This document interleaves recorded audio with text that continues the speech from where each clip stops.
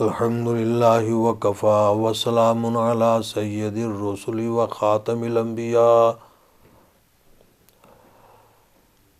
اما بعد فاعوذ باللہ من الشیطان الرجیم بسم اللہ الرحمن الرحیم ام حسبتم ان تدخلوا الجنة ولما يعلم اللہ الذین جاہدوا ويعلم الصابرین آمنت باللہ وصدق اللہ مولانا العظیم وصدق رسولہ النبی الکریم ونحن علی ذالک من الشاہدین والشاکرین والحمد للہ رب العالمین ان اللہ وملائکتہ یصلون علی النبی یا ایہا الذین آمنوا صلوا علیہ وسلموا تسلیما اللہم صلی علی سیدنا و مولانا محمد وعلی آل سیدنا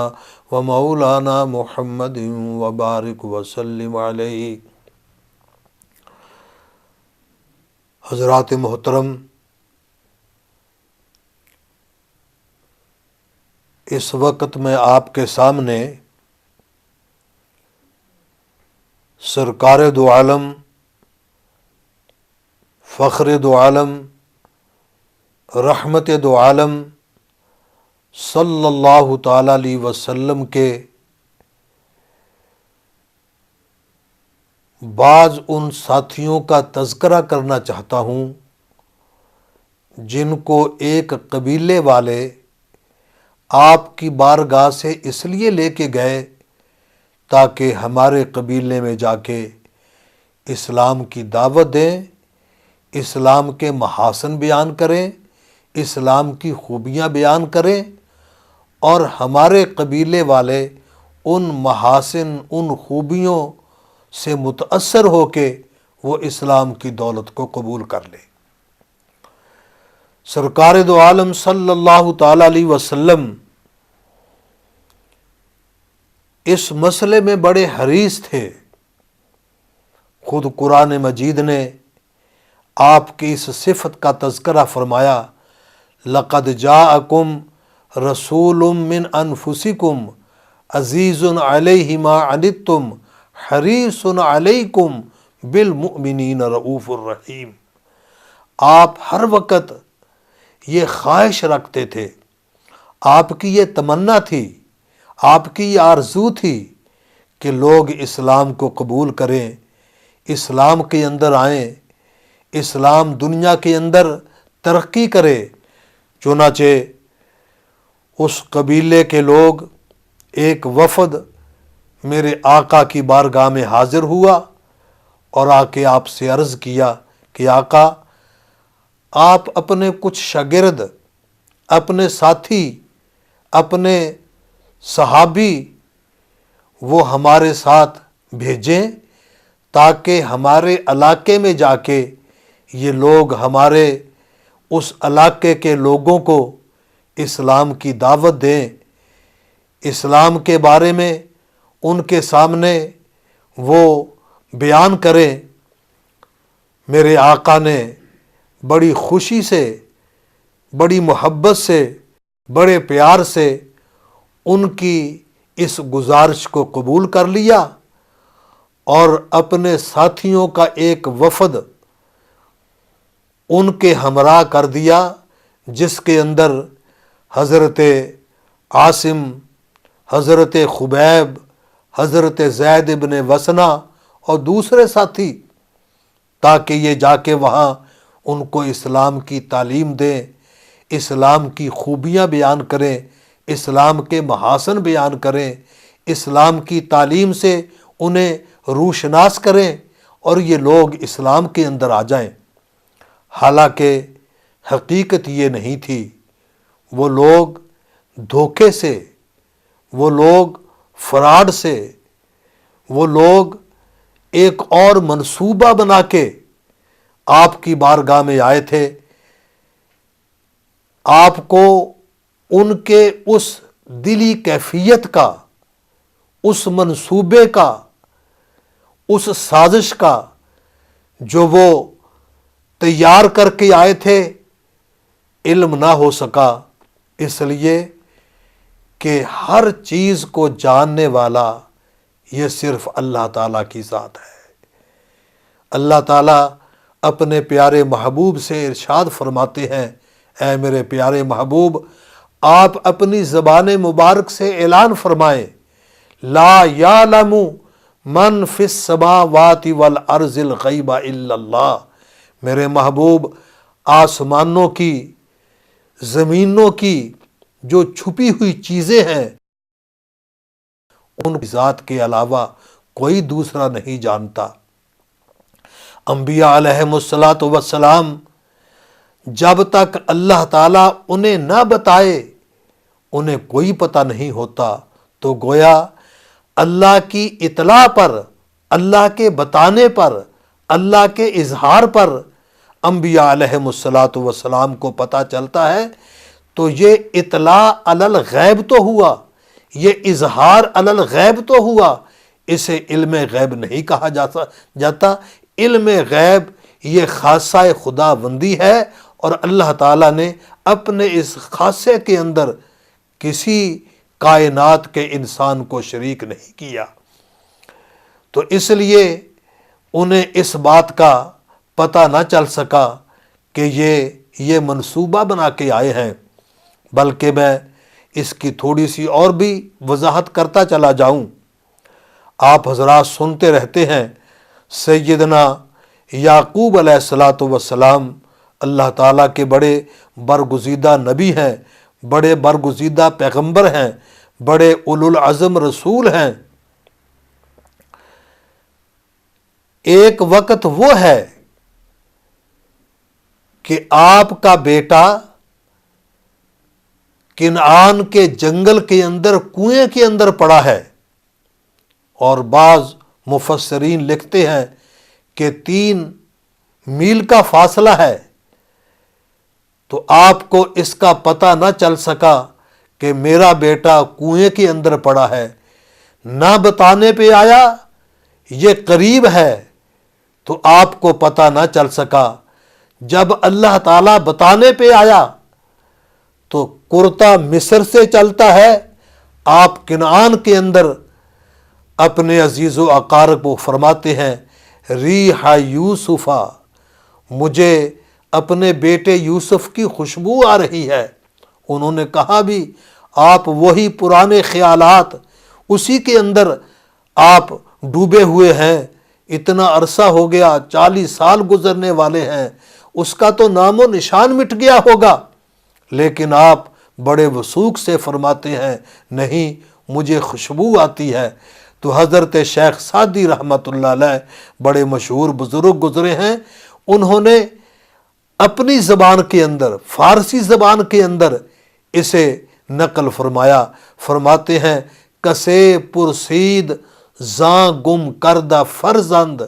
کہ اے روشن گوہر پیرے خرد مند۔ کسی نے آپ سے سوال کیا کہ آپ بڑے روشن عقل والے ہیں، آپ اللہ کے نبی ہیں، اللہ کے رسول ہیں، فرمایا کہ سوال کرتے ہیں کہ جب آپ نے یہ فرمایا کہ مجھے خوشبو آ رہی ہے، تو فرمایا کسے پرسید زاں گم کردہ فرزند، کہ اے روشن گوہر پیرے خرد مند، ز مصرش بوئے پیرا ہن شمیدی، کہ کرتا وہاں سے چلا، آپ کو یہاں خوشبو آ رہی ہے، چرا در چاہے کن آنش نہ دیدی، آخر کیا وجہ ہے اتنا لمبا سفر، مصر کہاں، کنعان کہاں، آپ آج اطلاع کر رہے ہیں مجھے خوشبو آ رہی ہے، لیکن آپ کو کنعان کے جنگل کے اندر جو کنویں کے اندر آپ کا بیٹا ڈالا جا رہا تھا پتہ نہ چلا۔ تو آپ نے ارشاد فرمایا، گہے برتار میں اعلیٰ نشینم،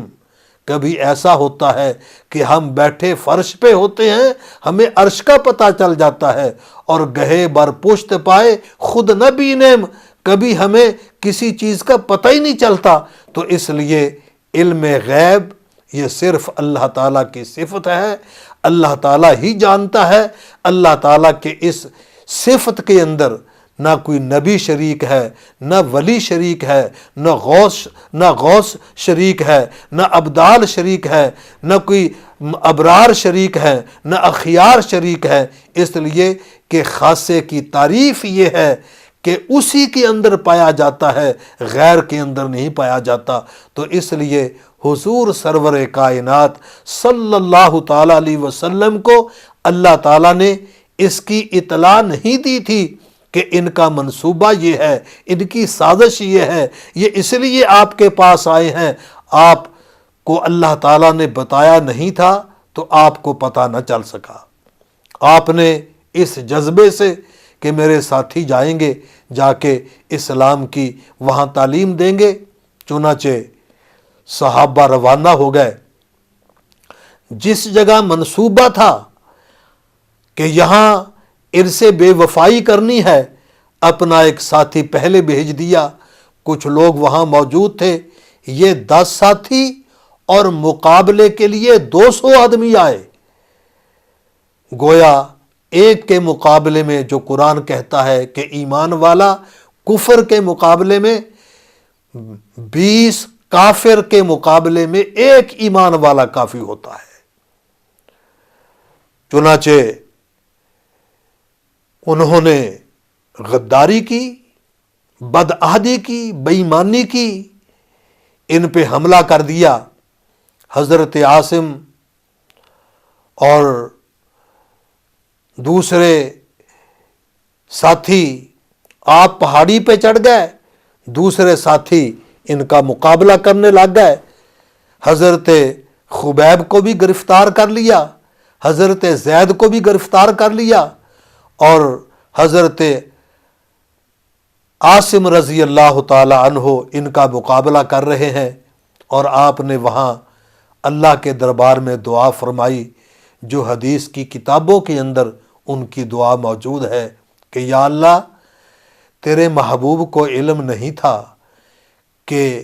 یہ ایسے بدعہدی کریں گے، تیرے محبوب کو علم نہیں تھا کہ ہمارے ساتھ یہ معاملہ ہوگا۔ آپ نے ہمیں اسلام کی تعلیم کے لیے، آپ نے ہمیں اس لوگوں کو، یہاں کے رہنے والوں کو، یہ جو قبیلے کے لوگ ہیں، ان کو اسلام کی جو تعلیم ہے بنیادی، اسلام کے جو نظریات ہیں، اسلام کے جو عقائد ہیں، اس کے لیے بھیجا تھا، لیکن انہوں نے ہمارے ساتھ بدعہدی کی ہے، غداری کی ہے۔ یا اللہ، ہمارے اس واقعہ کی اطلاع اپنے پیارے محبوب کو فرما دے۔ یہ مشہور دعا ہے جو حضرت عاصم رضی اللہ تعالی عنہ نے اس مقام پہ فرمائی۔ تو گویا صحابہ کا بھی یہی عقیدہ تھا کہ ہمارے ان حالات سے اللہ تعالیٰ کا پیغمبر باخبر نہیں۔ اگر یہ ان کا عقیدہ ہوتا تو اللہ کے دربار میں یہ دعا نہ فرماتے کہ یا اللہ، ہمارے اس واقعہ کی اطلاع اپنے محبوب کو فرما دے کہ ہم سے ان لوگوں نے غداری کر دی ہے، بدعہدی کر دی ہے، بے وفائی کر دی ہے، یہ ہمیں یہ قتل کرنے کے درپے ہیں۔ چنانچہ حضرت عاصم رضی اللہ تعالی عنہ مقابلہ کر رہے ہیں۔ آپ نے وہاں پھر اللہ کے دربار میں بڑے سوز و گداز سے دعا کی، یا اللہ، جیسے آج میں تیرے دین کی حفاظت کر رہا ہوں، یا اللہ، میں تیرے دربار میں گزارش کرتا ہوں تو حفاظت فرما۔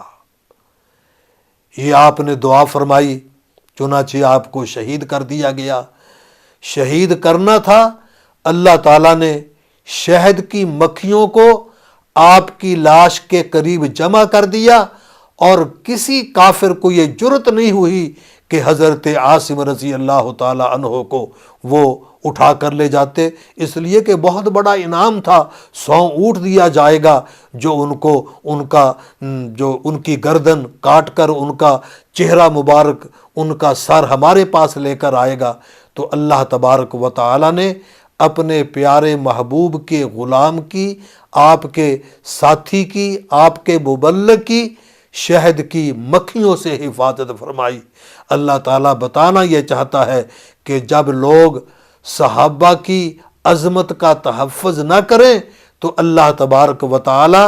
اپنے محبوب کی اس مقدس جماعت کا تحفظ ایسی چیزوں سے بھی کرا لیتا ہے۔ اللہ تعالیٰ کسی کا محتاج نہیں ہے۔ اور پھر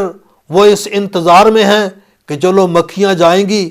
ہم اس کے بعد کارروائی کریں گے۔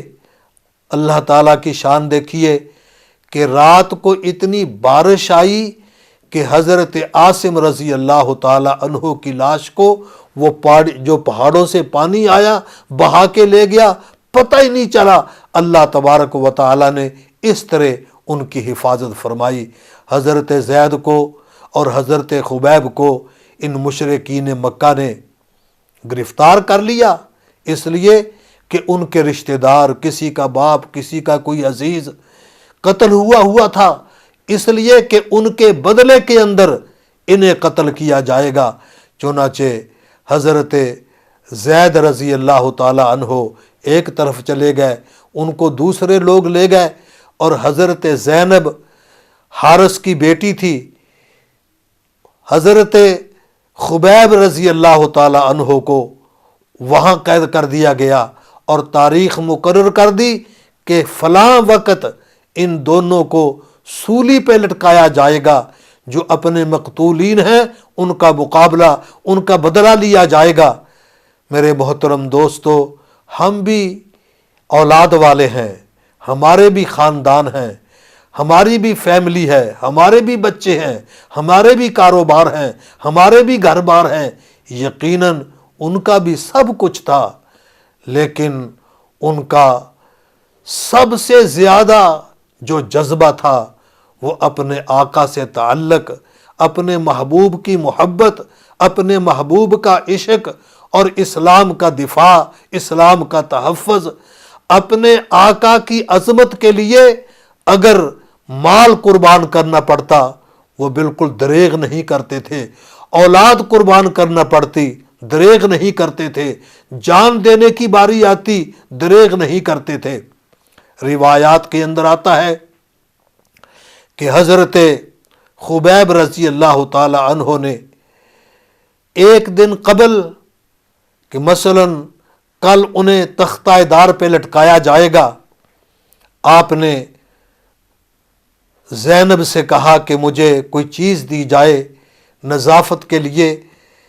اس طرح یا کیا چیز تاکہ میں نظافت کر لوں۔ اس نے اس طرح لا کے حضرت خبیب رضی اللہ تعالیٰ عنہ کو دے دیا۔ دینے کے بعد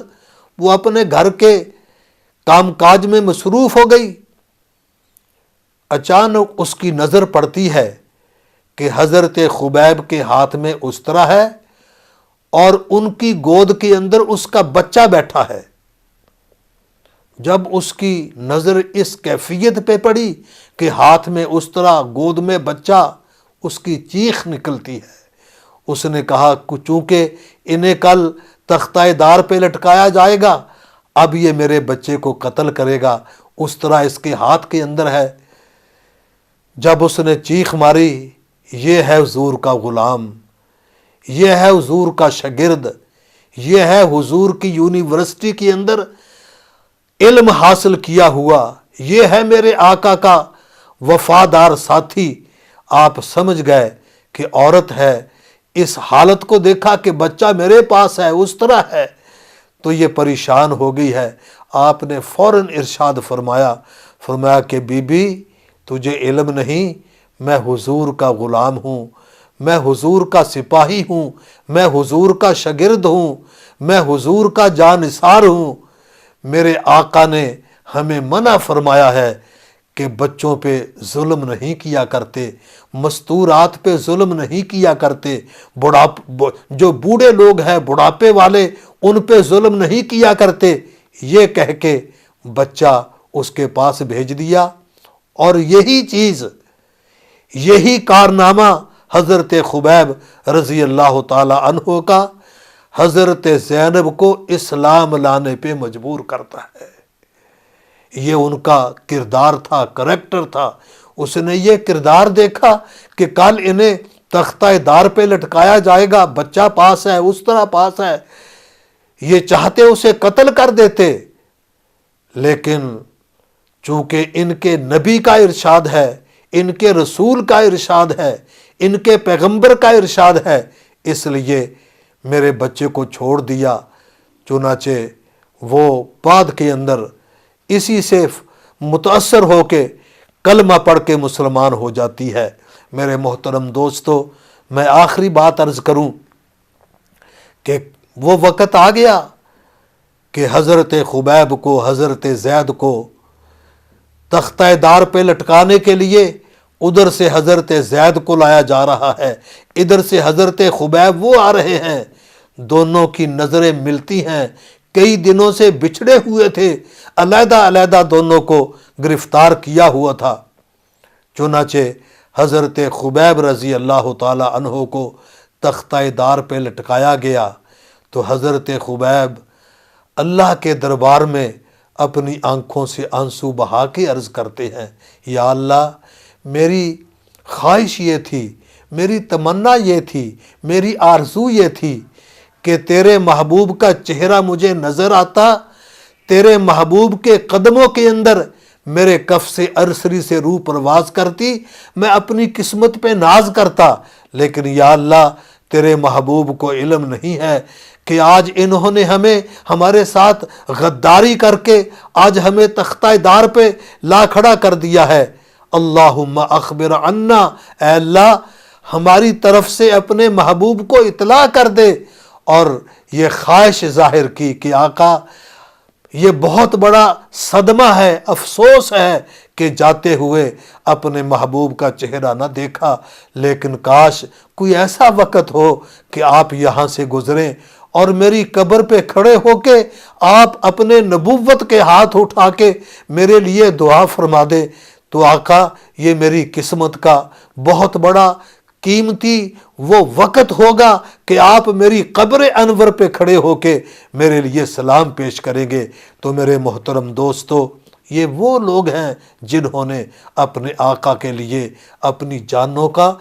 نذرانہ پیش کر دیا، اپنے آقا کے لیے اپنی اولادیں قربان کر دیں، اپنے آقا کے لیے اپنا مال قربان کر دیا۔ چنانچہ حضرت زید وہ بھی